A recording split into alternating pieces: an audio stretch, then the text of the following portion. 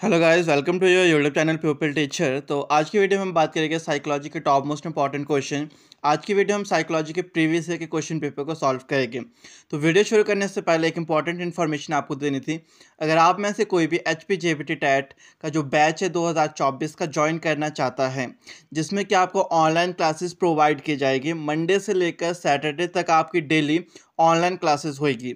साथ ही साथ एक्स्ट्रा जो नोट्स रहेंगे, एक्स्ट्रा मटेरियल और प्रीवियस ईयर के क्वेश्चंस पेपर आपको ग्रुप में प्रोवाइड करवा दिए जाएंगे। तो बैच की जो टोटल फीस रहेगी वो आपके पास 400 है। तो आप में से कोई भी बैच को ज्वाइन करना चाहता है, मेरा व्हाट्सएप नंबर आपको स्क्रीन पर दिख रहा है, आप इस पर मुझे मैसेज कर सकते हो बैच को ज्वाइनिंग से रिलेटेड। आपका जो टैट है JPT वालों का वो 22 जून को है। अगर उसका अच्छे से प्रेपरेशन करनी है तो बैच की ज्वाइनिंग के लिए आपने मेरे को मैसेज कर लेना।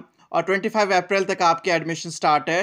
25 अप्रैल लास्ट डेट है आपकी, तो 25 अप्रैल से पहले पहले अपनी बैच की सीट्स को बुक करवा लेना।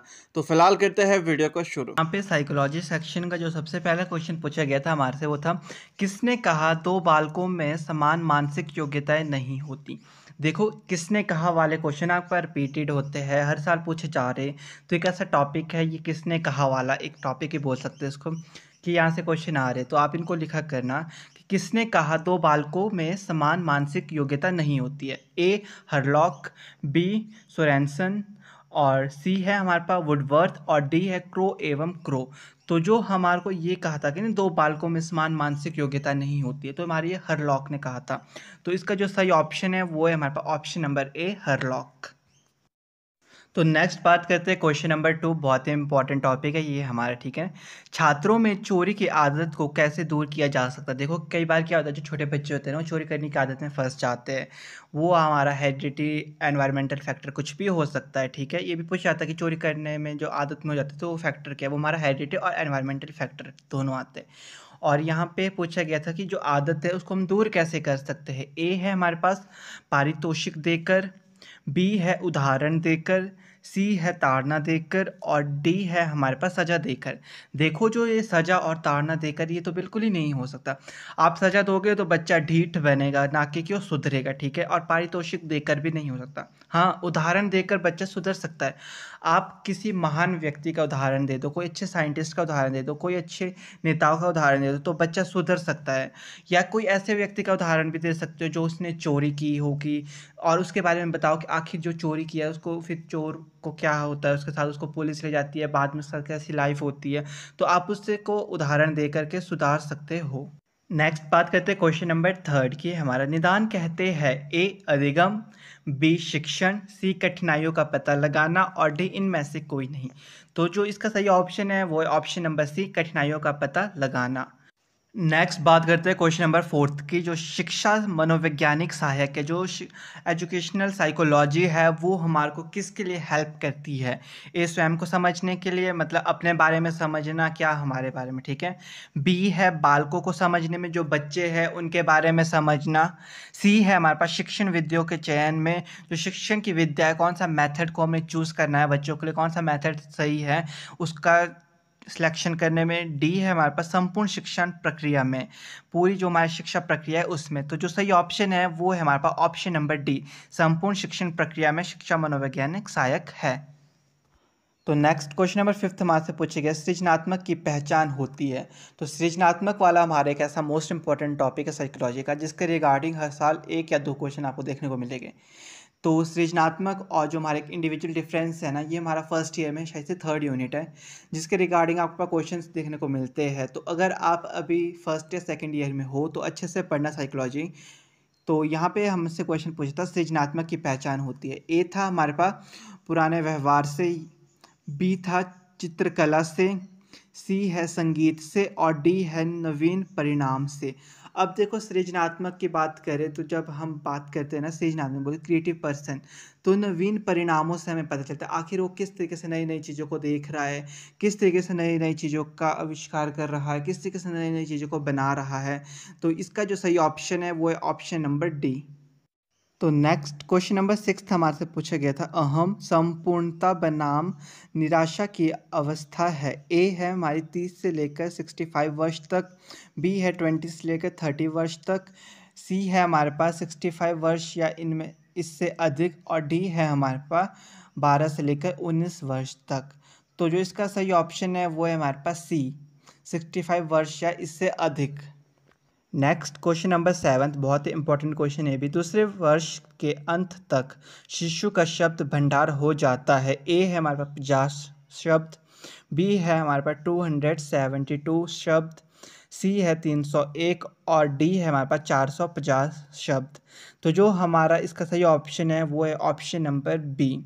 जो बच्चा हमारा 2 वर्ष का हो जाता है तो वो 272 वर्ड्स का भंडार, मतलब उसके अंदर वोकैबुलरी हो जाती है 272। तो नेक्स्ट बात करते हैं हम क्वेश्चन नंबर 8 की। इसमें हमारे को पूछे गए हैं छात्रों में रटने को कम करने के लिए कौन सा उपाय सर्वोत्तम है। क्या होता है ना, कई बार जो बच्चे होते हैं ना, रटने रोट मेमोरी होती है उनकी, जो रटना रटना रटना करते हैं, तो उसको हम कम किस तरीके से कर सकते हैं वो हमारे से उपाय पूछे गए। ठीक है, ए है हमारे पास पाठ्य सामग्री क्रियाओं को बढ़ावा देना, बी है शिक्षण विधियों में परिवर्तन करना, या सी है हमारे पास सृजनात्मक को बढ़ावा देना, और डी है मूल्यांकन विधियों में परिवर्तन करना। तो जब हम मूल्यांकन विधियों में परिवर्तन करेंगे ना, तो बच्चे की जो रटने करने की प्रवृत्ति होती है ना वो कम हो जाती है। तो इसलिए जो यहाँ पे सही ऑप्शन है हमारा वो है ऑप्शन नंबर डी। नेक्स्ट अब हम बात करते हैं क्वेश्चन नंबर 9। यहाँ हमसे पूछा गया सीखने के वक्र है। ए सीखने की प्रगति के सूचक, बी है हमारे पास सीखने की मौलिकता के सूचक, सी है हमारे पास सीखने के गात्यात्मक स्वरूप के सूचक, और डी है हमारे पास सीखने की रचनात्मक के सूचक। तो यहाँ पे जो हमारा सही ऑप्शन है वो है हमारे पास ऑप्शन नंबर ए, सीखने की प्रगति के सूचक। नेक्स्ट बात करते हैं क्वेश्चन नंबर 10 है हमारे पास, मानव विकास में कौन सा कारक महत्वपूर्ण है। बोले तो जब डेवलपमेंट की बात करें हम इंसान की, तो कौन सी चीज़ बहुत इंपॉर्टेंट है। ए हमारे पास अनुवांशिकता, बोले तो हेरिडिटी, बी है पर्यावरण एनवायरनमेंट, सी है हमारे पास अनुवांशिकता एवं पर्यावरण, और डी है इनमें से कोई नहीं। देखो जब भी हम विकास की बात करते हैं तो अनुवांशिकता एवं पर्यावरण दोनों ही बहुत इंपॉर्टेंट होते हैं। मनुष्य की लाइफ में ना, एक पर्सन की लाइफ में हेरिडिटी एनवायरनमेंट दोनों का फैक्ट पड़ता ही पड़ता है। अगर आपसे कहीं भी कुछ पूछा जाए इंसान के रिलेटेड, तो वहाँ पे ये ऑप्शन ज़रूर होगा दिया हुआ अनुवांशिकता एवं पर्यावरण। तो ये दोनों ही हमारे है। तो यहाँ पे जो सही ऑप्शन है वो ऑप्शन नंबर सी, अनुवांशिकता एवं पर्यावरण। आप बोले तो अगर कोई बच्चा चोरी कर रहा है तो वहाँ पे भी इसका कारण हो सकता है। तो नेक्स्ट क्वेश्चन हमारे से पूछा गया है यहाँ पे, हमारे शरीर में गुणसूत्रों के कितने जोड़े होते हैं। ए 23, बी 25, सी 19 और डी है हमारे पास 17। तो इसका सही ऑप्शन है हमारे पास ऑप्शन नंबर ए 23। हमारे शरीर में 23 गुणसूत्रों के जोड़े होते हैं। तो नेक्स्ट अब हम बात करते हैं क्वेश्चन नंबर 12 की।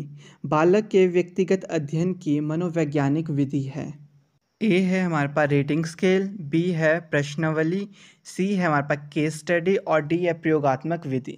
देखो जब हम बालक के व्यक्तिगत अध्ययन, उसके पर्सनल लाइफ के बारे में जानना है तो हमारे को उसकी केस स्टडी करनी पड़ेगी, उसकी गहराई तक जाना पड़ेगा, आखिर उसके बारे में जानना पड़ेगा क्या वो करता है, उसका जो बैकग्राउंड है वो किस तरीके का है। तो ये सब हमारे को केस स्टडी से पता चलता है।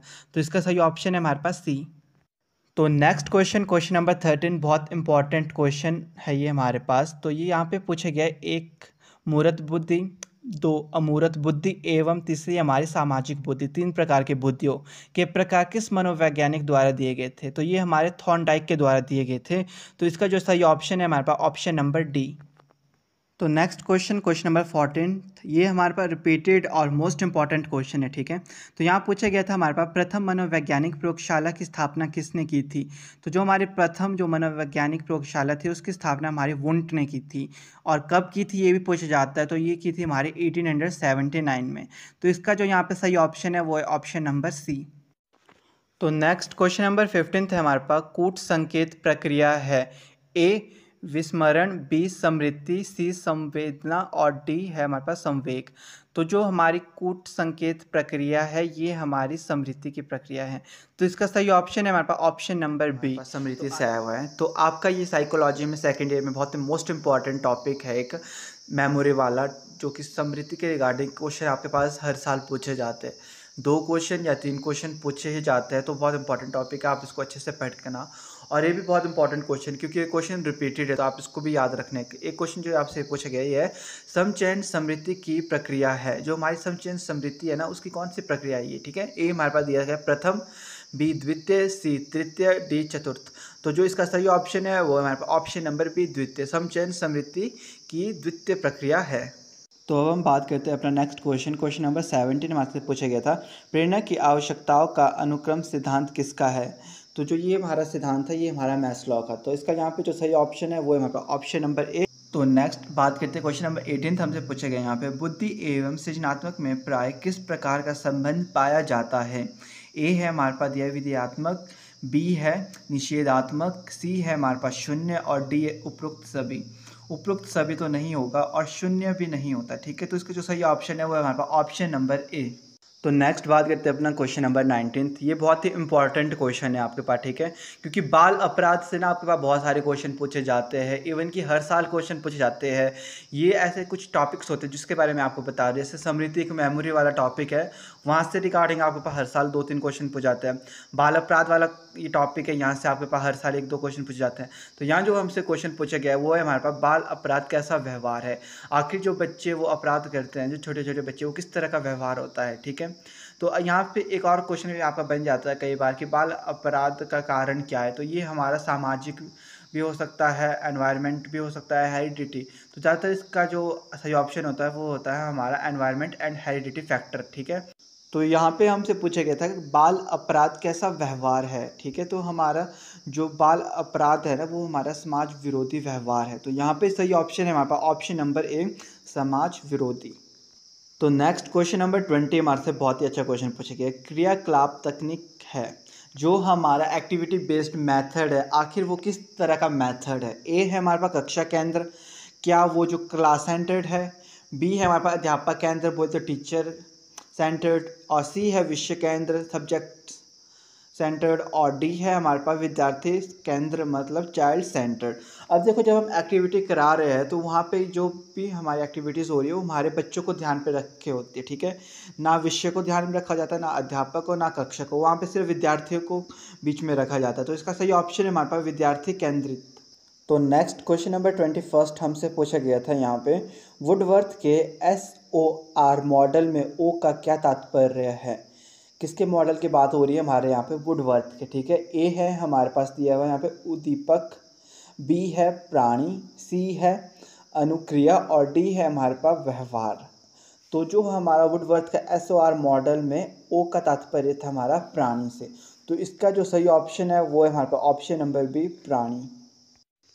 तो नेक्स्ट बात करते हैं अपना क्वेश्चन नंबर 22 हमारे से पूछा गया था, यहाँ विकास एक प्रक्रिया है। ग्रोथ डेवलपमेंट वाला टॉपिक भी इम्पॉर्टेंट है। आपने बस ऐसा याद रखना जो आपके इम्पॉर्टेंट टॉपिक है ना उसके रिगार्डिंग आपको थोड़ा उसके बारे में पढ़ना है। जैसे कि हमारा ग्रोथ और डेवलपमेंट हो गया, मेमोरी के रिगार्डिंग आपसे क्वेश्चन पूछा जाता है, और जो बच्चे बाल अपराध होता है वहाँ से क्वेश्चन पूछे जाते हैं। ऐसे जो क्वेश्चन जो हर साल रिपीटेड हो रहे हैं वो आपको देखना होता है, ठीक है। तो यहाँ पूछा गया था विकास एक प्रक्रिया, जो हमारा डेवलपमेंट है वो किस प्रकार की प्रक्रिया। ए है हमारे पास खंडित, बी निरंतर, सी है पूर्ण, और डी है अपूर्ण। हम जो हमारी डेवलपमेंट है उसको ना हम पूर्ण बोल सकते ना हम उसको अपूर्ण बोल सकते, क्योंकि किसको पता कि आपकी पूरी तरीके से डेवलपमेंट हो चुकी है या नहीं हुई है। तो अगर बात करें निरंतरता तो वो हम बोल सकते हैं, क्योंकि विकास एक निरंतर प्रक्रिया है। विकास जो हमारी डेवलपमेंट है वो हमारी कॉन्टिन्यूस होते रहती है, वो चलते रहती है। वो बचपन से लेकर आप जब तक मरते नहीं हो तब तक जो आपकी डेवलपमेंट है वो निरंतर चली रहेगी। तो सही ऑप्शन है यहाँ पे बी। तो नेक्स्ट अब हम बात करते हैं क्वेश्चन नंबर 23 हमारे से पूछा गया था यहाँ पे, व्यवहारिकवाद पाठशाला का प्रतिपादन किया है। जो हमारी व्यवहारिकवाद पाठशाला है ना उसका प्रतिपादन आखिर किसने किया था। तो इसका जो प्रतिपादन किया था वो हमारा JB वाटसन ने किया था। तो यहाँ पे हमारा सही ऑप्शन है option number A, JB Watson. Next अब बात करते हैं क्वेश्चन नंबर 24। ये भी बहुत इंपॉर्टेंट क्वेश्चन है आपका, प्रत्येक पितृक में बना होता है। ए है हमारे पास DNA, बी है RNA, और सी है हमारे पास गुणसूत्र, और डी है सभी में।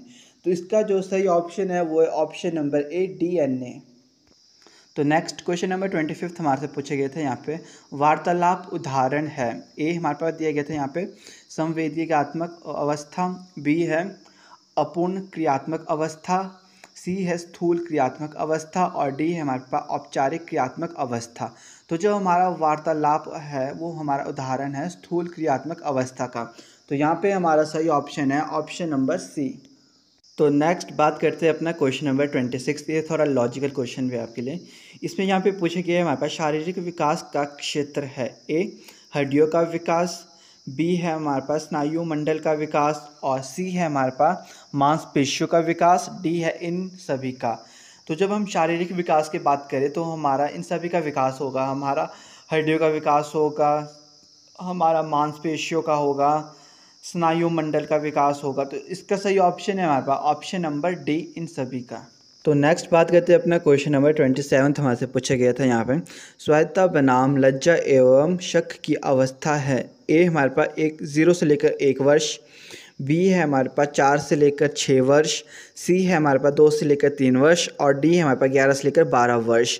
तो जो इसका सही ऑप्शन है वो है हमारे पास ऑप्शन नंबर सी 2 से लेकर 3 वर्ष।